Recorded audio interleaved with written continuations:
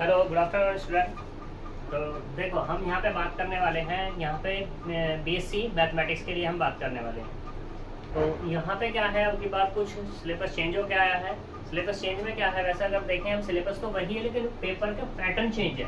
Paper का pattern change क्या है उसके बारे में हम जानते हैं। तो उससे पहले सबसे पहले आज हैप्पी दीपावली है। दीपावली है तो उसके लिए सभी स्टूडेंट को हैप्पी दीपावली। तो देखो पैटर्न क्या है कि वैसे जो हमारे पास है ये 100 मार्क्स का पैटर्न है। 100 मार्क्स। प्रीवियस की अगर हम बात करें, पहले जो होता था आपसे, तो उसमें क्या होता था, होता तो यही था, फिर भी 25 और 75। चेंजेस क्या था, अब की बार भी 25 और 75 है। चेंज क्या है, बस पहले ये सारा का सारा जो होता था ये दोनों का दोनों सब्जेक्टिव हुआ करता था, सब्जेक्टिव। लेकिन अब की जो बात कर रहे हैं अब हम, ये हमारा दोनों का दोनों ही ऑब्जेक्टिव होने वाला है। अब यहाँ पे क्या है कि ये जो 25 मार्क्स है, ये 25 का मार्क्स हमारे पास इंटरनल के,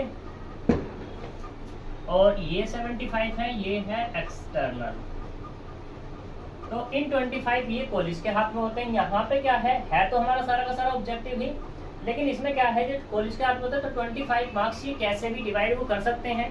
मान लो 25 में इंटरनल हमारा 10 मार्क्स का वो ले रहे हैं, तो 10 मार्क्स का वो ऑब्जेक्टिव ले सकते हैं या सब्जेक्टिव ले सकते हैं, वो उनके ऊपर डिपेंड है कॉलेज वालों के। लेकिन अगर बात करें 75 एक्सटर्नल के लिए, तो वो तो ऑब्जेक्टिव होने वाला ही है। देखो जो क्या है, ऑब्जेक्टिव और सब्जेक्टिव में अंतर क्या है। सब्जेक्टिव में हमें क्या था कि हमें पूरा का पूरा ही करना पड़ता है क्वेश्चन, लेकिन बात करें ऑब्जेक्टिव में हमारे पास क्वेश्चन तो होता है। जैसे मान लो एक क्वेश्चन दे दिया, ये क्वेश्चन नंबर 1 है, तो कोई भी क्वेश्चन इसने दिया तो इसके 4 पार्ट हुआ करते हैं, फर्स्ट, सेकेंड, थर्ड, फोर्थ। तो इसमें क्या है, इन 4 में से कोई एक हमारा करेक्ट होगा। जैसे कि अगर हम एक क्वेश्चन पे बात कर लें कि which of the following empty set, हमने एक छोटा सा एग्जांपल ले रहे हैं क्योंकि ये 12th में सभी लोग पढ़ के आ चुके हैं।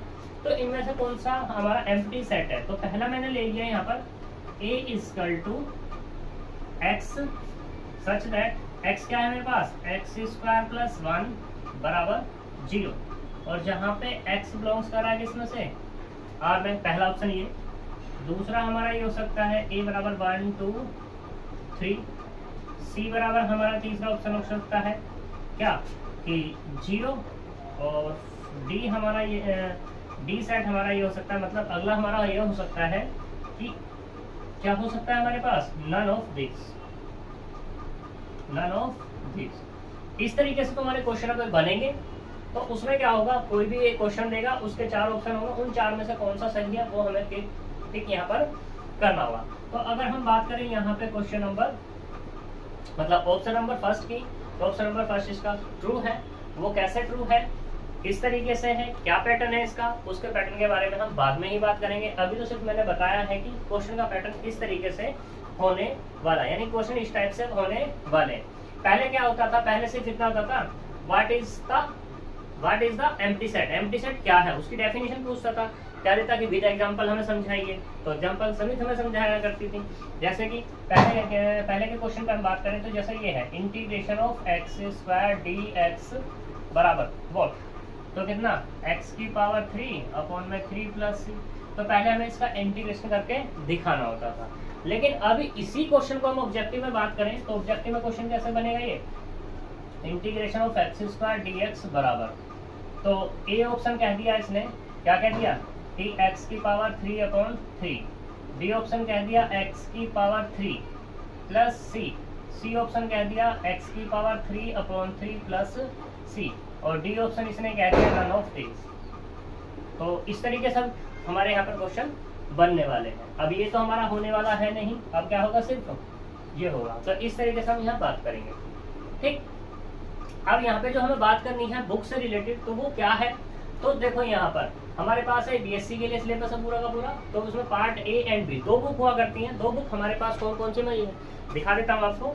ये है इंटीग्रल कैलकुलस और ये है डिफरेंशियल कैलकुलस। ये हमारा ए पार्ट है और ये हमारा पास क्या है, बी पार्ट है। तो यहाँ पे अभी तक जो कृष्णा पब्लिकेशन की चल रही थी, प्रगति प्रकाशन की चल रही थी, तो ये इस तरीके से यहाँ पे 2 राइटर की बुक लिया करते हैं कृष्णा, मतलब इसमें CCS यूनिवर्सिटी में। ठीक, अब यहाँ पे क्या है, अभी न्यू बुक तो आई नहीं है ऑब्जेक्टिव के लिए, हमें काम इन्हीं से चलाना पड़ेगा। तो इन्हीं में हम करते रहेंगे। पैटर्न मतलब क्वेश्चन का जो हमारे पास है सिलेबस तो सेम है, बस क्या है पैटर्न चेंज हो गया है। तो इन्हीं पे हम बात करने वाले हैं। तो हम यहाँ पे जो सबसे पहले बात करेंगे वो बात करेंगे इंटीग्रल कैलकुलस, यानी कि पार्ट बी पर हम बात करेंगे। ठीक है, सही। तो चलते हैं हम अपने पार्ट बी पर। इसमें क्या है, चैप्टर नंबर 1 से हम स्टेप बाय स्टेप सारे के सारे चैप्टर्स करेंगे। ठीक, तो हम चलते हैं पार्ट इंटीग्रल कैलकुलस पर, और वो क्या पार्ट बी, तो इसे देखते हैं। ठीक है,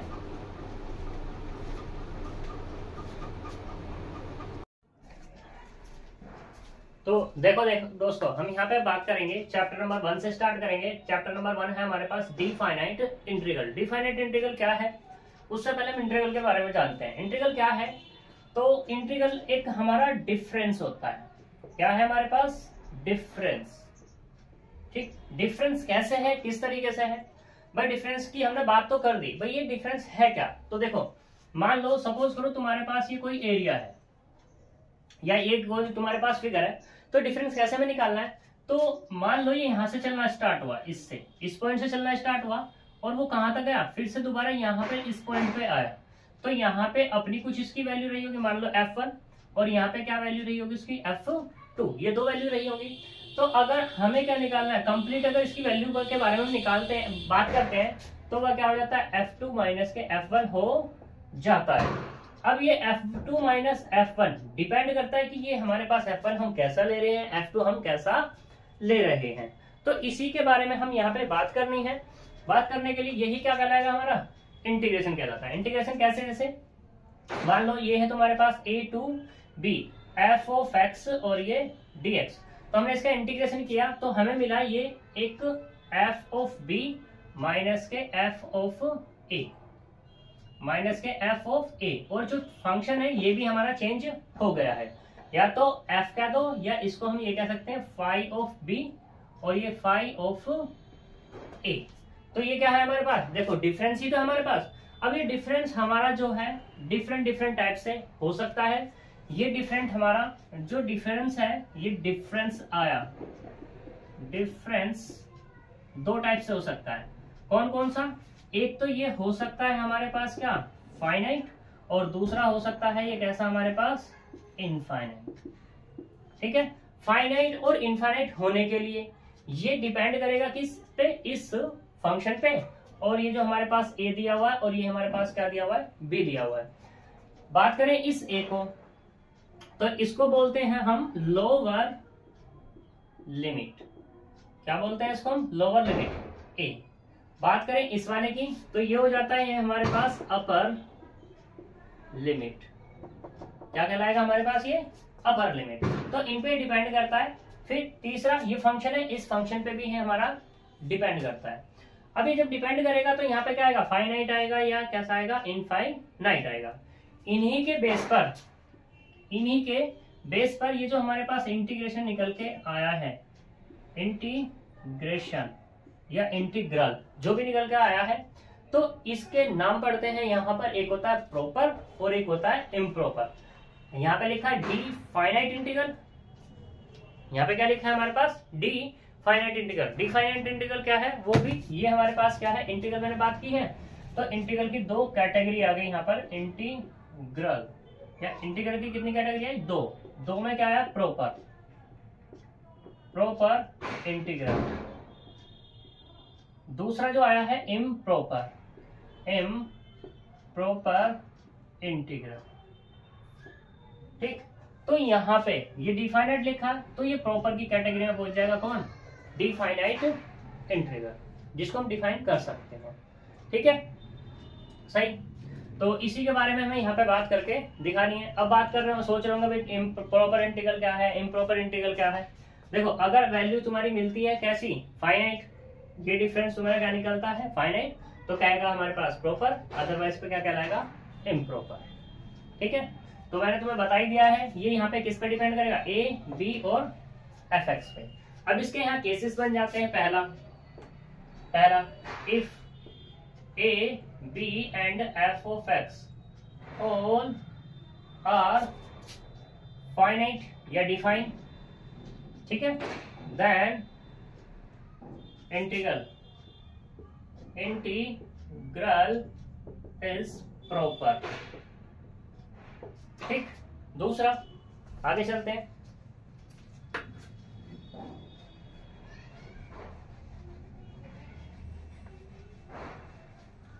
दूसरे केस में क्या है कि if A and B are finite but F of X is infinite या not finite, then integral is कैसा हो जाएगा हमारे पास, इम्प्रॉपर इंटीग्रल। ठीक है जी। तीसरे वाले में क्या है कि if A and B are infinite but F of X is finite, then integral is improper. अब की बार भी कैसा होगा हमारे पास, इम्प्रॉपर ही होने चला। 1 2 3 फोर्थ कंडीशन और भी बन सकती है। यहाँ पे ऐसा भी हो सकता है कि जो मेरे पास ये इंटीग्रेशन था ना, ये वाला a to b f of x और ये dx, इसी पर हम बात कर रहे हैं। इसमें एक तो तुम्हारा फाइनाइट हो जाए और दूसरा क्या हो जाए, इनफाइनाइट। ये फाइनाइट, ये इनफाइनाइट, ये फाइनाइट, ये इनफाइनाइट, दोनों में से कुछ भी कैसे हो सकता है। तो मैं वही लिख रहा हूं कि if A finite and B कैसा हो जाए, इनफाइनाइट, देन इम्प्रॉपर इंटीग्रल। ऐसे ही fifth case, if A infinite हो जाए एंड बी कैसा हो जाए तुम्हारे पास, फाइनाइट, देन क्या हो जाएगा, इम्प्रॉपर इंटीग्रल। ठीक है जी। तीसरा केस तो मैंने बता ही दिया है। ये दूसरा वाला A and B are infinite but F X is finite. और एक केस और हो सकता है, हाँ इसी से निकल के आया कि एक केस हमारा और क्या सकता है,